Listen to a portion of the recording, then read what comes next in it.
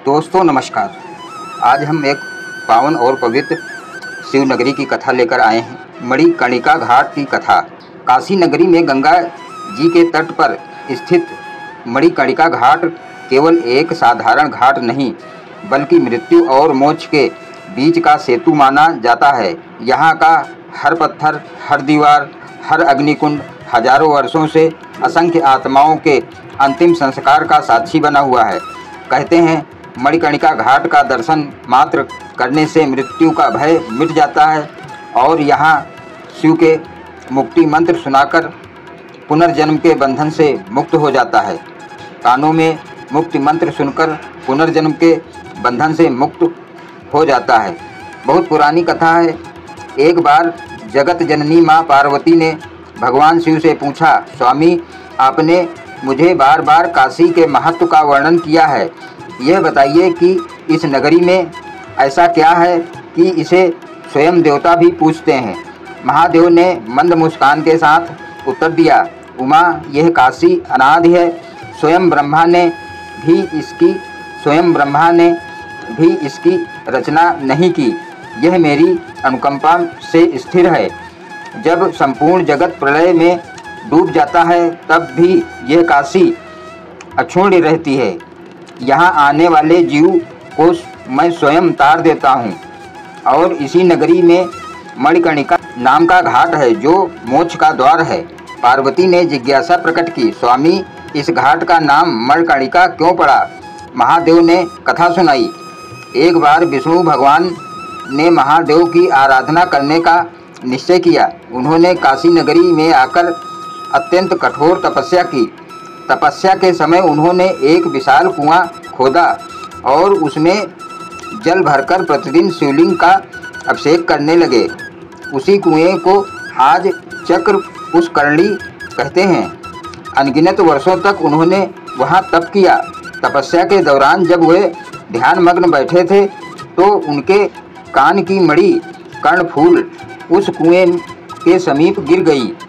तब महादेव ने प्रकट होकर विष्णु से कहा, वत्स तुम्हारा यह तप अतुलनीय है। तुम्हारे द्वारा गिराई गई मणि और कर्ण इस स्थान को पवित्र करेंगे। अब से यह घाट मणिकर्णिका घाट कहलाएगा। यहाँ जो भी जीव दाह संस्कार पाएगा उसे मेरी शरण अवश्य मिलेगी। इस प्रकार से इस घाट का नाम मणिकर्णिका पड़ा। मणिकर्णिका घाट का संबंध मृत्यु से गहराई से जुड़ा है। कहा जाता है कि यहाँ मृत्यु कोई दुखद घटना नहीं बल्कि आत्मा की मुक्ति का उत्सव है। यमराज भी यहाँ की आत्माओं को लेने नहीं आते क्योंकि यह क्षेत्र शिव का है। शिव स्वयं शव के पास खड़े होकर राम नाम सत्य है के साथ मुक्ति का उपदेश देते हैं। एक कथा के अनुसार एक समय यमराज ने शिव से कहा, प्रभु समस्त प्राणी मेरे ही आदेश से यमलोक आते हैं, किंतु काशी में जब मैं आता हूँ तो मुझे कोई अधिकार नहीं मिलता। यहाँ के मृत प्राणी सीधे आपके पास पहुँच जाते हैं। महादेव ने हंसकर कहा, यमराज काशी मेरी प्रियतमा नगरी है। यहाँ का प्रत्येक जीव मेरा भक्त है। जब वह जीवन त्यागता है तो मैं उसे अपने स्वर से तार देता हूँ। तुम्हारा अधिकार संपूर्ण पृथ्वी पर है, पर काशी मोक्ष भूमि है, यहाँ मैं ही अधिपति हूँ। यमराज ने इसे स्वीकार किया और तभी से मणिकर्णिका घाट मोक्ष द्वार कहलाने लगा। एक और प्राचीन प्रसंग है। महर्षि अगस्त्य ने अपने शिष्य को समझाया कि यदि किसी के पितरों की आत्मा भटक रही हो तो काशी के मणिकर्णिका घाट पर उसका श्राद्ध और तर्पण अवश्य करना चाहिए। यहाँ की अग्नि कभी नहीं बुझती, यह निरंतर प्रज्वलित रहती है। इसी अग्नि से अनगिनत आत्माएं तार दी गई हैं।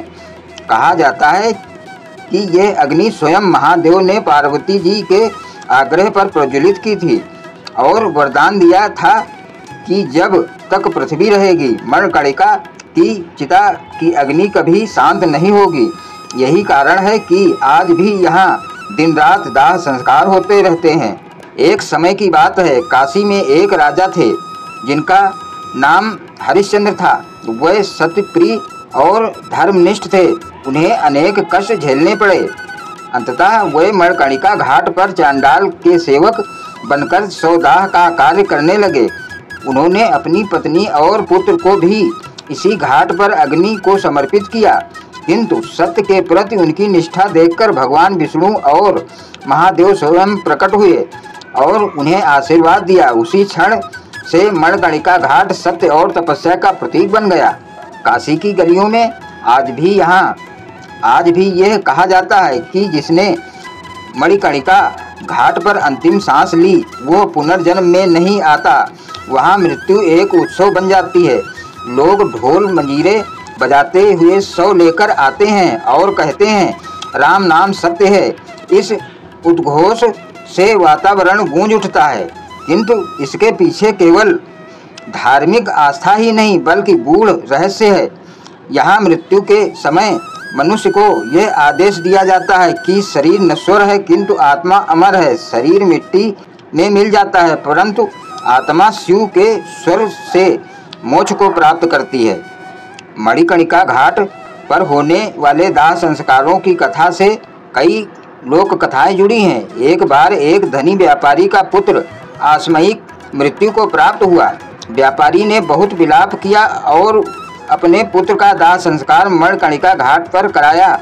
दाह संस्कार के बाद वह व्यापारी रात भर घाट पर बैठा रहा। तभी उसे लगा कि उसका पुत्र स्वप्न में प्रकट हुआ और कह रहा है, पिताजी, यदि आप मुझे किसी अन्य स्थान पर अग्नि को समर्पित करते तो मुझे यमलोक जाना पड़ता, परंतु मणिकर्णिका की अग्नि से मेरा बंधन टूट गया और मुक्ति की ओर चला गया। आपका धन्यवाद। यह सुनकर व्यापारी का हृदय संतोष से भर गया।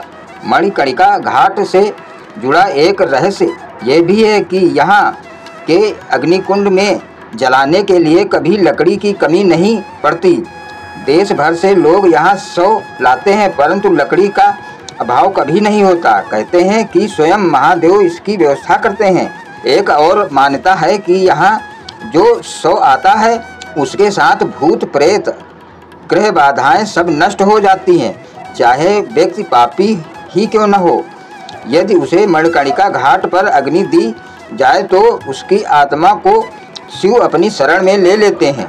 यहाँ के पंडितों के अनुसार मणिकर्णिका घाट की अग्नि से दाह संस्कार केवल व्यक्ति की मुक्ति का ही मार्ग नहीं बल्कि उसके वंशजों के लिए पितरों और का आशीर्वाद लाता है। इसलिए पितृपक्ष के दिनों में हजारों लोग यहाँ पिंडदान करने आते हैं। कहा जाता है काशी में मृत्यु से मुक्ति मिलती है पर मणिकर्णिका पर विशेष रूप से यहाँ जला हुआ शरीर पुनर्जन्म के चक्र में नहीं पड़ता। आज भी मणिकर्णिका घाट पर दिन रात चिता जलती रहती हैं, आग कभी नहीं बुझती। दूर दूर से लोग यह दृश्य देखने आते हैं। एक ओर जीवन की अंतिम यात्रा, दूसरी ओर मुक्ति का द्वार, दोनों का संगम यही है। मणिकर्णिका घाट की कथा हमें यह सिखाती है कि मृत्यु कोई अंत नहीं बल्कि आरंभ है। यहाँ मृत्यु का भय मिट जाता है क्योंकि यह स्थान स्वयं महादेव का है। जिसने भी यहाँ जीवन का अंतिम संस्कार पाया वो शिव में शरणागत होकर मोक्ष को प्राप्त हुआ। तो दोस्तों, ये कथा आपको कैसी लगी? अगर कथा अच्छी लगी, इससे आपको कुछ सीख मिली तो आप मेरे चैनल शिव स्टोरी को सब्सक्राइब करें, लाइक करें और शेयर करें।